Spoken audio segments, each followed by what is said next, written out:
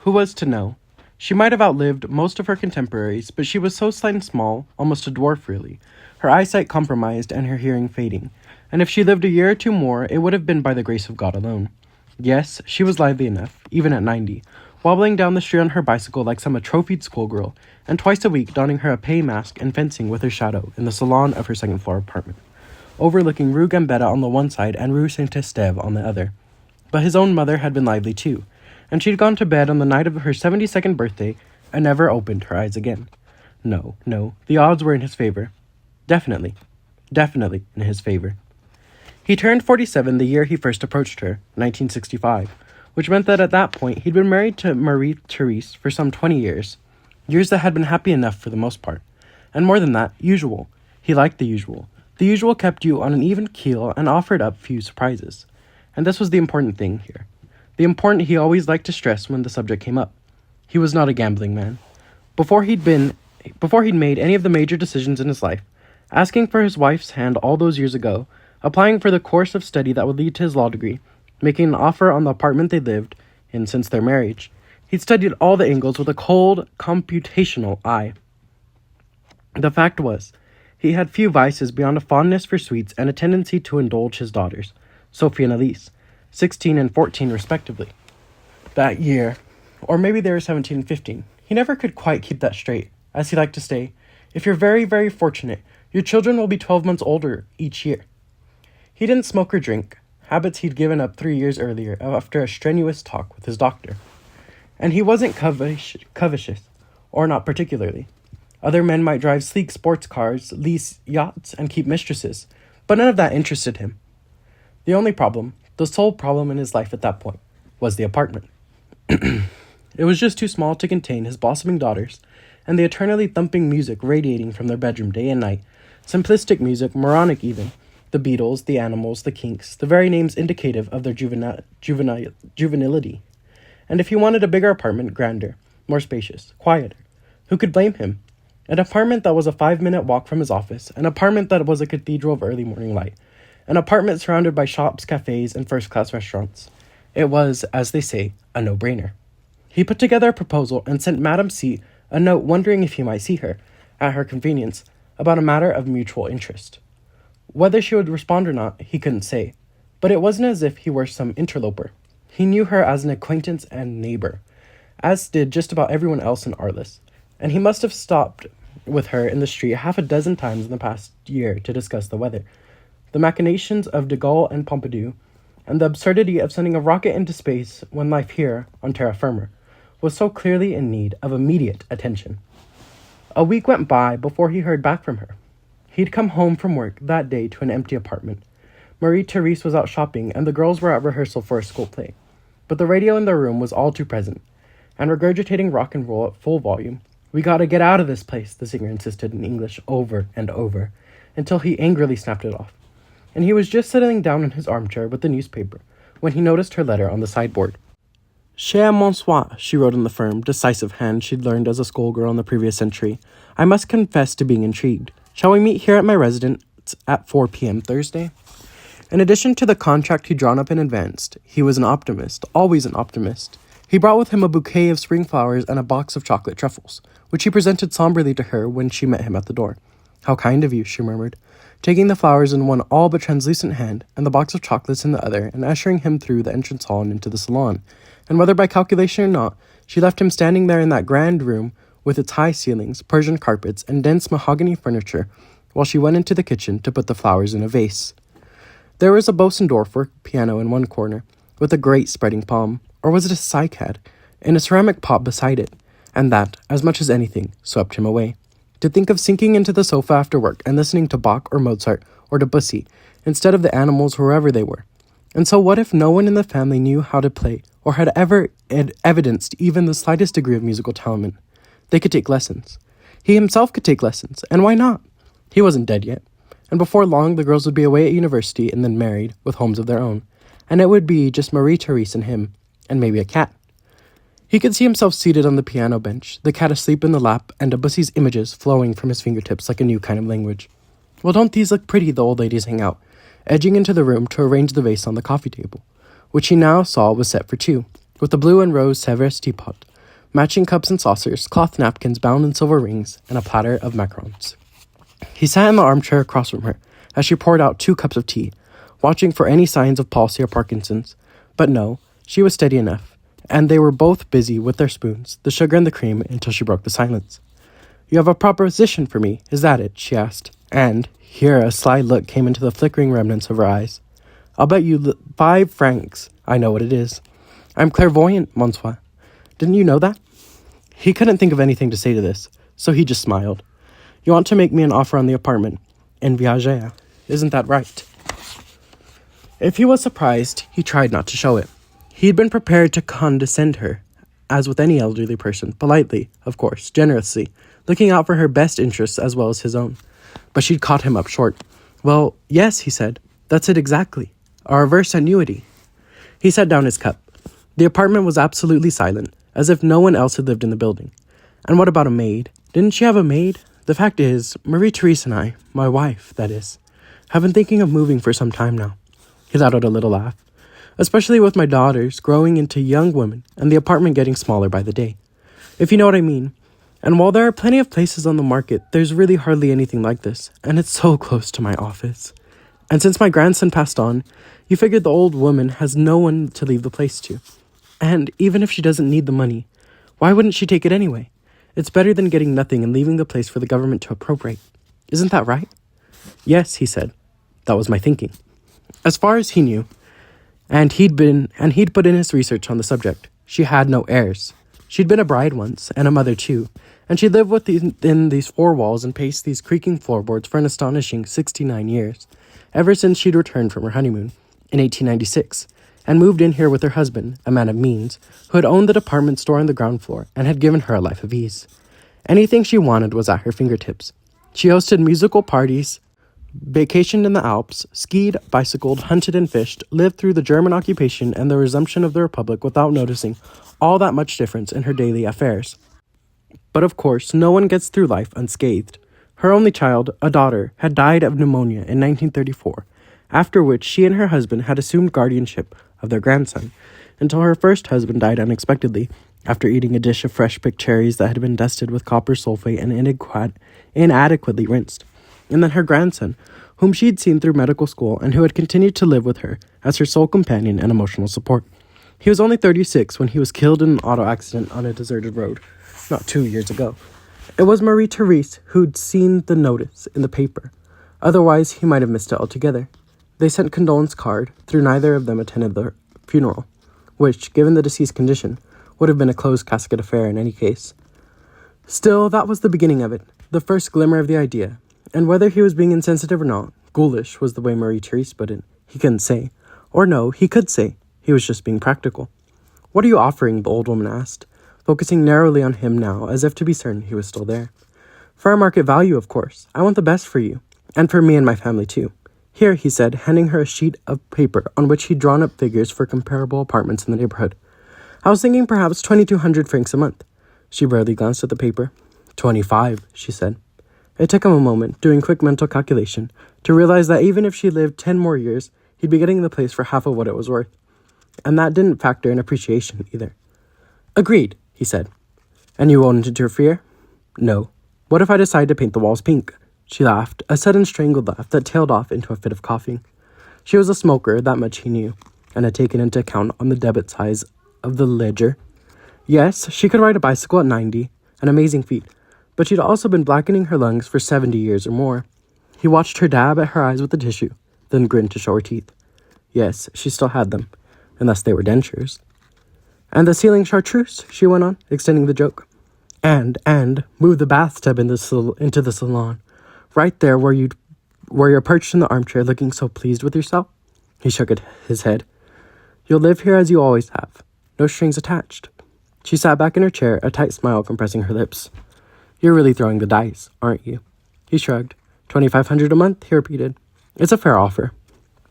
"You're betting I'll die, and sooner rather than later." "Not at all. I wish you nothing but health and prosperity. Besides, I'm not a betting man."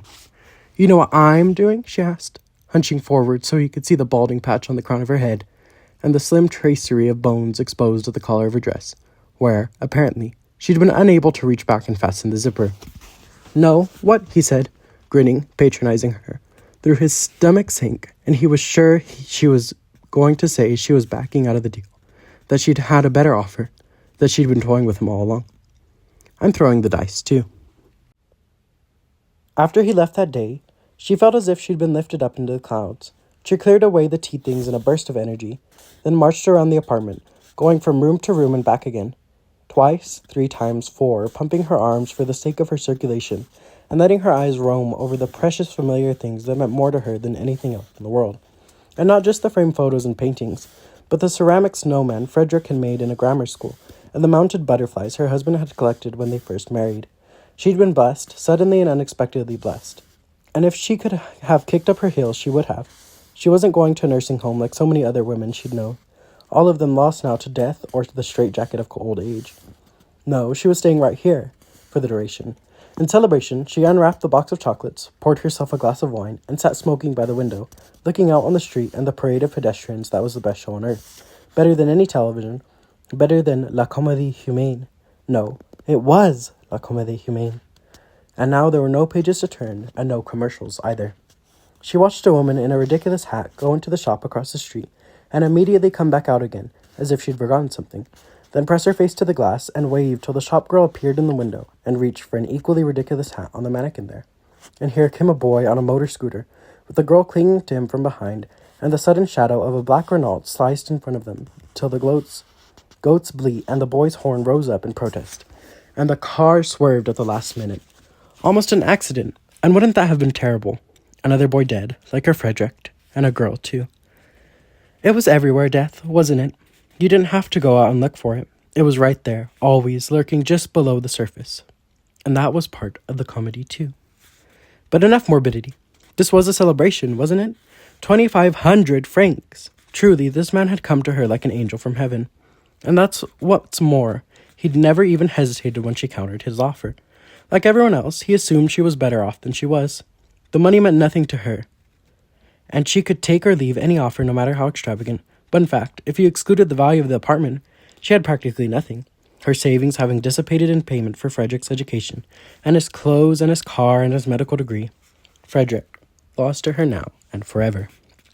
She got by, barely, by paring her expenses and the reduced needs that come with having lived so long.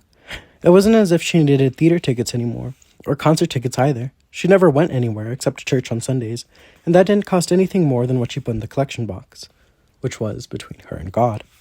After Frederick's death, she'd reduced the maid's schedule to 2 days a week, rather than the 6 she'd have preferred.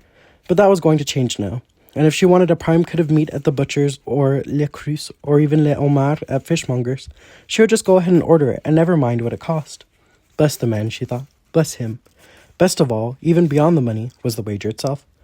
If she'd been lost after Frederick had been taken from her, now she was found. Now, suddenly, wonderfully, purpose had come back into her life. Gazing out the window at the bustle of the street below, bringing the cigarette to her lips just often enough to keep it glowing, she was as happy as she'd been in weeks, months even, and all at once she was thinking about the time she and her husband had gone to Monte Carlo, the one time in all their life together. She remembered sitting there at the roulette table in a black velvet evening gown, Fernand glowing beside her in his tuxedo, the croupier spinning the wheel, and the bright, shining silver ball dropping into the slot for her number, 22 black. She would never forget it. And in the next moment, using his little rake to push all those gay, glittering chips in her direction. He went to visit her at the end of the first month after the contract went into effect, feeling generous and expansive, wondering how she was getting on. He'd heard a rumor that she'd been ill, having caught the cold that was going around town that spring, which, of course, would have been all the more severe in someone of her age with her compromised immune system, not to mention smoker's cough. A steady rain had been falling all day, and it was a bit of juggling act for him to balance his umbrella and the paper-wrapped parcels he was bringing her, a bottle of Armagnac, another box of chocolates, 2 pounds, assorted, and a carton of the Gauloises he'd seen her smoking on his last visit. This time a girl met him at the door, a woman, that is, of 50 or so, with sucked-in cheeks, badly dyed hair, and listless eyes. There was a moment of hesitation until he realized that this must be the maid he'd wondered about, and then a further moment during which he reflected on the fact that he was, in a sense, paying her wages. "Is Madame in?" he inquired. She didn't ask his name or business, but simply nodded and held out her arm for the gifts, which he handed over as if they were a bribe, and then led him into the salon, which as far as he could see remained unchanged. No pink walls or chartreuse ceiling, and no bathtub either. He stood there a while, reveling in the details. The room was perfect, really, just as it was, though Marie-Therese, who'd yet to see the place from the inside, would want to do at least some redecorating, because she was a woman, and women were never satisfied till they'd put their own stamp on things. And then there was a noise behind him, and he turned round to see the maid pushing the old woman down the hall in a wheelchair. A wheelchair! He couldn't suppress a rush of joy, though he composed his features in a suitably concerned expression and said, "Madame, how good to see you again." And he was about to go on, about to say, "You're looking well." That was hardly appropriate under the circumstances. The old woman was grinning up at him. "It's just a cold," she said. "So don't get your hopes up."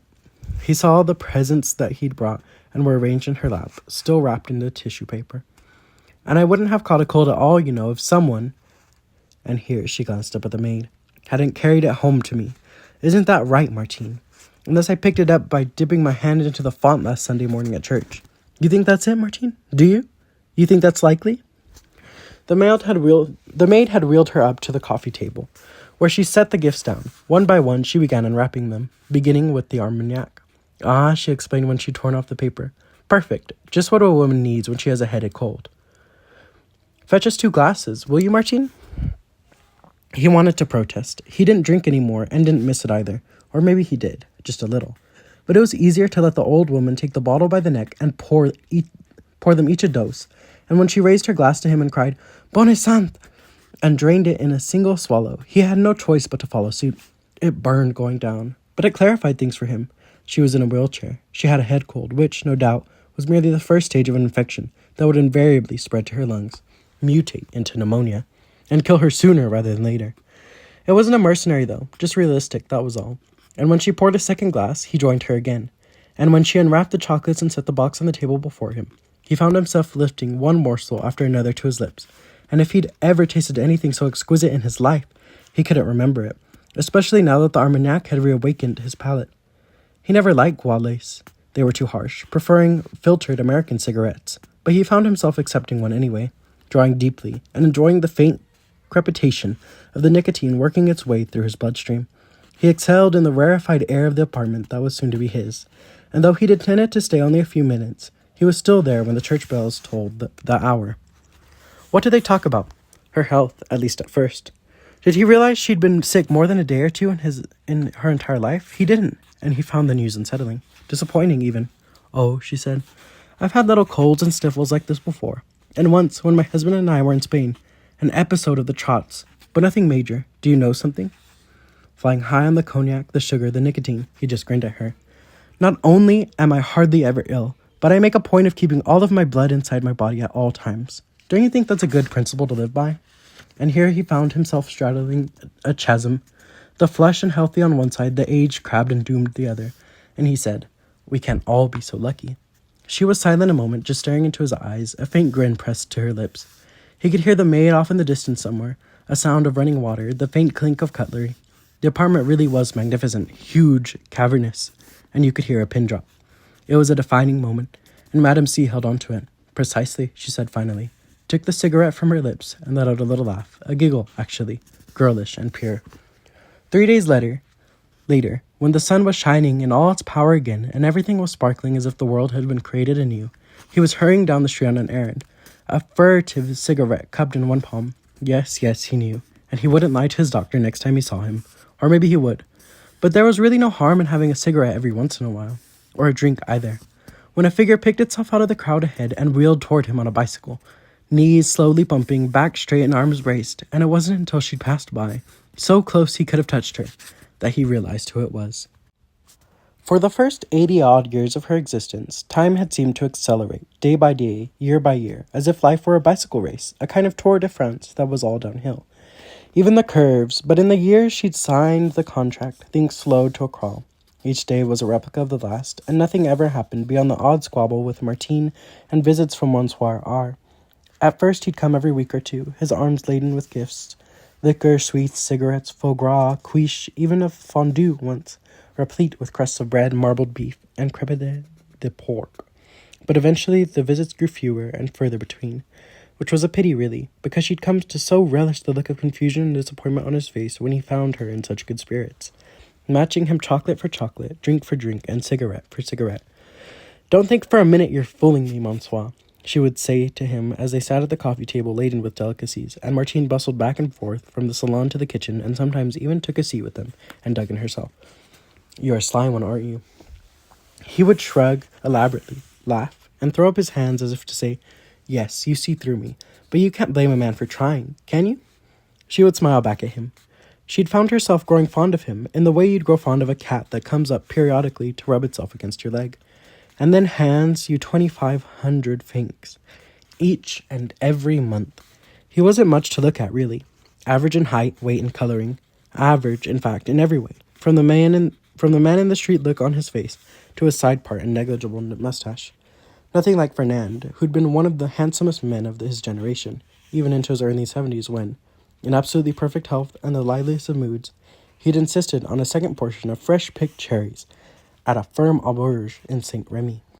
She'd gone sick herself, but she really didn't care for cherries all that much and had eaten a handful at most. Fernand, though, had been greedy for them, feeding them into his mouth one after another, spitting the pits into his cup palm and arranging them neatly onto the saucer in front of him as if they were jewels, pausing only to lift the coffee cup to his lips or read her the odd tidbit from the morning paper, joking all the while. Joking. And the poison in him even then. He spent the next 6 weeks in agony, his skin drawn and yellow, the whites of his eyes the color of orange peels, and his voice dying in his throat, till everything went dark. It was so hard to understand. It wasn't an enemy's bullet that killed him, wasn't an avalanche on the ski slopes, or the failure of an overworked heart, or even the slow advance of cancer, but cherries, little round fruits the size of marbles. Nature's bounty. That had been wrong, deeply wrong, and she'd questioned God over it through all these years. But he had never responded. When she turned 100, people began to take notice. The newspaper printed a story listing her among the other centenarians in Provence, none of whom she knew. And why would she? She was photographed in her salon, grinning like a gargoyle. Someone from the mayor's office sent her a commendation, and people stopped her in the street to congratulate her, as if she'd won the lottery, which, in a sense, she supposed she had. She really didn't want to make a fuss over it, but Martine, despite having fractured her wrist in a fall, insisted on throwing a party to commemorate the milestone she reached. "I don't want a party," she said. "Nonsense. Of course you do." "Too much noise," she said. "Too many busybodies." Then a thought came to her and she paused. "Will he be there?" "Who?" "Monsieur R." "Well, I can ask him. Would you like that?" "Yes," she said, gazing down on the street below. "I think I'd like that very much." He came with his wife, a woman with bitter, shining eyes she'd met twice before, but whose name she couldn't for the life of her remember. Beyond Madame, that is. He brought a gift, which she accepted without enthusiasm, his gifts having become increasingly less elaborate as time wore on, and his hopes of debilitating her ran up against the insuperable obstacle of her health. In this instance, he came forward like a petitioner to where she was seated on the piano stool preparatory to treating her guest to meditative rendition of Au clair de la lune, bent formally to kiss her cheek, and handed her a bottle of indifferent wine from a vineyard she'd never heard of. "Congratulations," he said, and though she'd heard him perfectly well, she said, "What?" so that he had to repeat himself, and then she said, "What?" again just to hear him shout it out. There were 30 or more people gathered in the salon, neighbors mostly, but also the priest from the local church, a pair of nuns she vaguely recognized, a photographer, a newspaperman, and the mayor, an infant with the bald head of a newborn who'd come to be photographed with her so that his administration, which hadn't even come into existence till 3 years ago, could take credit for her longevity. They all looked up at the commotion and then away again, as if embarrassed for Monsieur R. And there wasn't a person in the room who didn't know of the gamble he'd taken. "Thank you," she said. "You can't imagine how much your good wishes mean to me. More even than the mayor's." And then, to the wife, who was looking positively tragic behind a layer of powder that hadn't even begun to hide the creases under her eyes. "And don't you fret, madame. Be patient. All this," she waved a hand so to take in the room, the windows, and the sun-struck vista beyond, "will be yours in just, what shall we say, 10 or 15 years? If Marie-Therese had never been one to nag, she began to nag now. 2,500 francs, she would interject whenever there was a pause in their conversation, no matter the subject or the hour of the day. 2,500 francs! Don't you think I could use that money? Look at my winter coat. Do you see this coat I'm forced to wear? And what of your daughters? What about them? Don't you imagine they could use something extra? Both of their daughters were out of the house now. Sophie married and living in Paris with a daughter of her own, and Elise in a graduate school studying art restoration in Florence, for which he footed the bill. Tuition, books, clothing, living expenses, as well as a room in a pension on Via Deschi Causaiului, which he'd never laid eyes on, and most likely never would. The apartment seemed spacious without them, and lonely. That, too, because he missed them both terribly. And without the irritation of their rock and roll, it seemed more spacious still. If there had been a time when he'd needed Madame C's apartment, needed rather than hungered for, that time had passed. As Marie-Therese reminded him every day. It would be madness to try to break the contract at this point. He'd already invested some 300,000 francs, and the old lady could drop dead at any minute. But he did go to her one afternoon not long after her birthday celebration to see if he might persuade her to lower the monthly payment to the 2,200 he'd initially proposed, or perhaps even 2,000. That would certainly be easier on him. He had his own retirement to think about at this point, and it would mollify his wife, at least for the time being. Madame C greeted him in the salon as usual. It was a cold day in early March, rain at the windows and a chill pervading the apartment. She was seated in her favorite armchair, beside an electric heater. An Afghan spread it over her knees, and a pair of cats he'd never seen before fell asleep in her lap.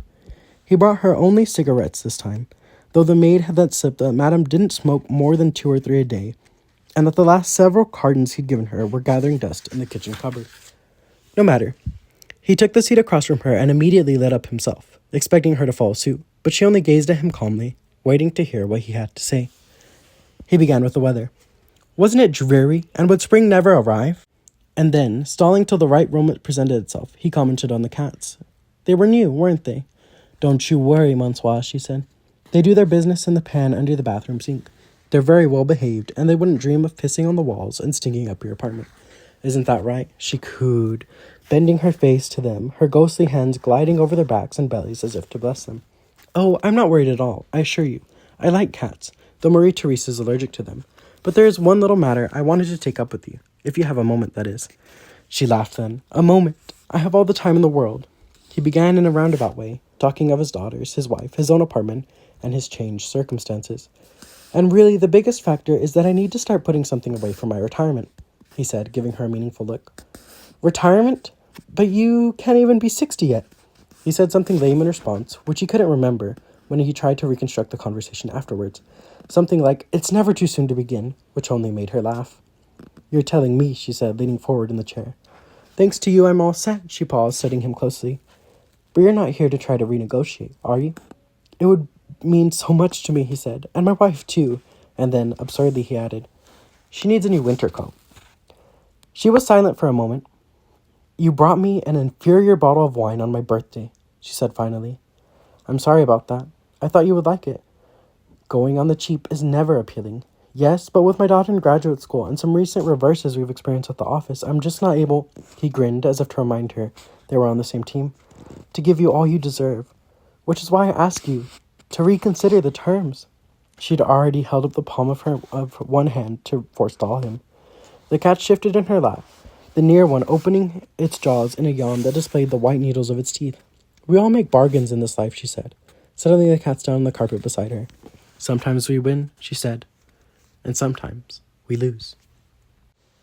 When she turned 110, she was introduced to the term supercentenarian, the meaning of which the newspaper helpfully provided. That is, one who is a decade or more older than a mere centenarian who, if you searched all of France, or Europe, America, the world, were a dime a dozen these days.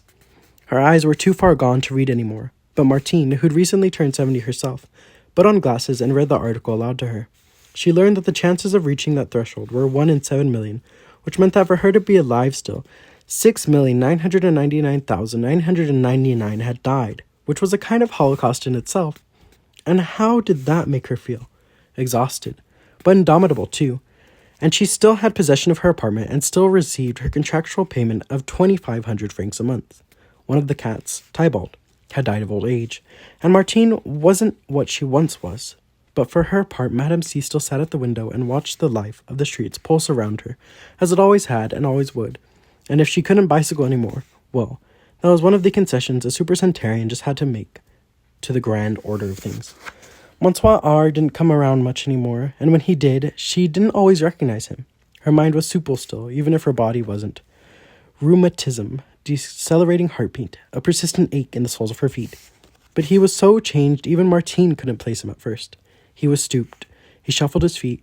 His hair was like cotton batting, and for some unfathomable reason, he'd grown a beard like Père Noël. She had to ask him to come very close so she could make him out. What her eyes gave her now was no better than the image of an old black and white television screen caught between stations. And when he did, and when she reached out to feel his ears and his nose and look into his eyes, she would burst into laughter. "It's not between you and me anymore, Monsieur," she would say. "I've got a new wager now." And he would lift his eyebrows so that she could see the exhaustion in his eyes, all part of the routine, the comedy they were bound up in. "Oh," he would say. "With whom?" Martine hovered. The pack of cigarettes he always brought with him lay on the table before him, and a smoldering butt, his, not hers, rested in the depths of the ashtray. "You can't guess?" "No, I can't imagine." "Masutala." "That's who," she would say, and break into a laugh that was just another variant on the cop that was with her now from morning till night. "I'm going for the record. Didn't you know that?" The record keepers, the earthy record keepers from the Guinness Brewery, that is, who were in their own way more authoritative than God, and more precise, too, came to her shortly after her 113th birthday to inform her that Florence Knapp, of the state of Pennsylvania in the United States of America, had died at 114, making her the world's oldest living person. The apartment was full of people. The salon buzzed. There were lights brighter than the sun, cameras that moved and swiveled like enormous insects with electric red eyes. And here was a man as blandly handsome as a grade A apple, thrusting a microphone at her. "How does it feel?" he asked, and when she didn't respond, ask again. Finally, after a long pause during which the entire TV viewing audience might have taken her for a dotard, she grinned and said, "Like going to the dentist." Marie-Therese, who'd been slowed by a degenerative disc in her lower back that made walking painful, came clumping into the kitchen one bleak February morning in the last dwindling decade of the century.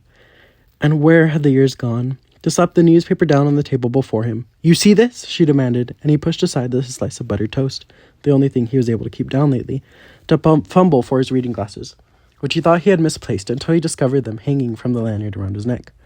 Marie-Therese's finger tapped at the photograph dominating the front page.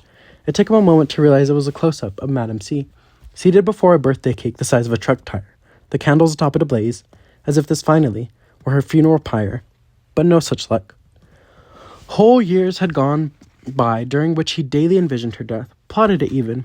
He dreamed of poisoning her wine, pushing her down the stairs, sitting in her bird-shell lap and crushing her like an egg, all 80 pounds of her. But of course, because he was civilized, he never acted on his fantasies. In truth, he lost contact with her over the course of the years, accepting her for what she was, a fact of nature, like the sun that rose in the morning and the moon that rose at night.